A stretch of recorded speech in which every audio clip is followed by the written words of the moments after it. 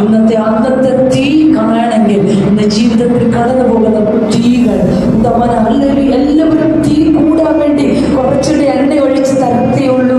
തീ കൂടുന്നത് കാണത്തേ ഉള്ളൂ. അവർക്ക് ചിലപ്പോൾ തണുപ്പ് മാറ്റാനുള്ള കാര്യമായിരിക്കാം.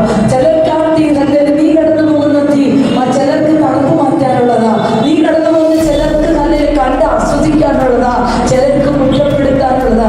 ചിലരിച്ചിനുള്ള തീ കൂടട്ടെ എന്നോർത്ത് അല്ലെങ്കിൽ തീയിലേക്ക് എന്തെങ്കിലും വാരിയിടും. പക്ഷേ നിന്റെ തീ അത് മറ്റു പലർക്കും പലതിനു വേണ്ടിയാണെങ്കിലും ദൈവത്തിന് നിന്റെ തീ നിന്റെ വിശ്വാസത്തിന്റെ ക്വാളിറ്റി അളക്കാനുള്ളതാണ്.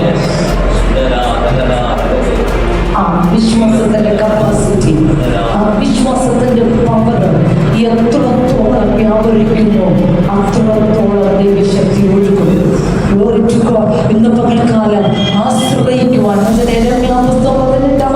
പറയുന്നത് യഹോവയിൽ ആശ്രയിക്കുകയും യഹോവ തന്നെ ആശ്രയമായിരിക്കുകയും ചെയ്യുന്ന മനുഷ്യൻ ഭാഗ്യവാൻ. അവൻ നട്ടിരിക്കുന്ന വൃക്ഷം പോലെ ഇല പാടത്തില്ല.